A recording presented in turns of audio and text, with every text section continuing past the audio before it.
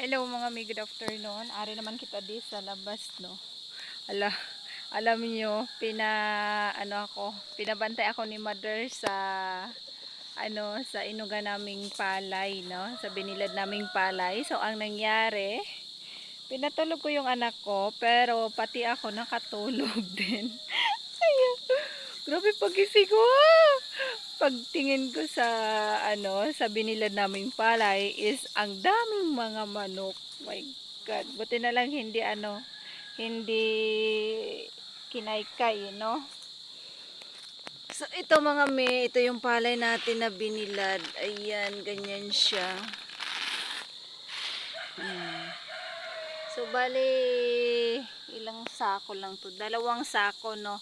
At ganito yung palay mga no? So manual namin to binibilad at pagkatapos nito ipapaghiling lang namin.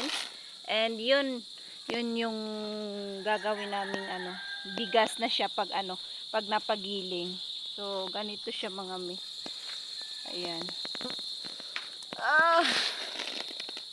Medyo mahal-mahal na ngayon yung natin, yung palay natin, no, pag bumili tayo kasi hindi na kasagsagan ng ani at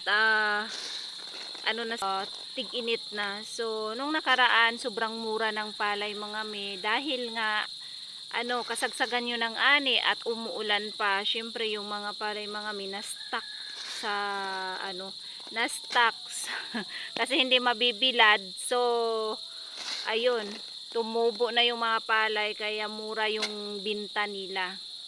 So pero sa ngayon medyo mainit na, balik na sa 22 per kilo ata yung palay. Pero nung kasagsagan ng anihan mga at ulan at that time, so yung palay bumaba. Meron ngang mga area na tag 10 per kilos na lang, no.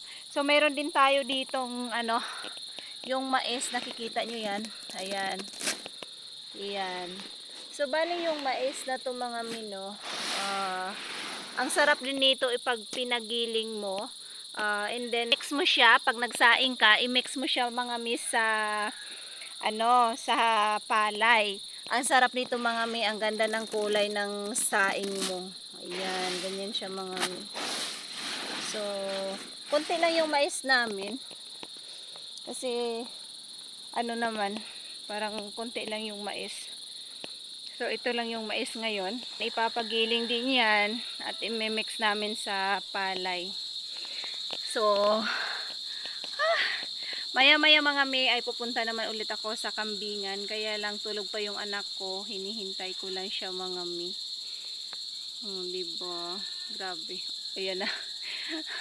Naririnig nyo yan yung kambing ko mga ay talagang maingay na siya. Siguro inuuhaw dahil grabe ang init ngayon mga sobrang init dito sa amin.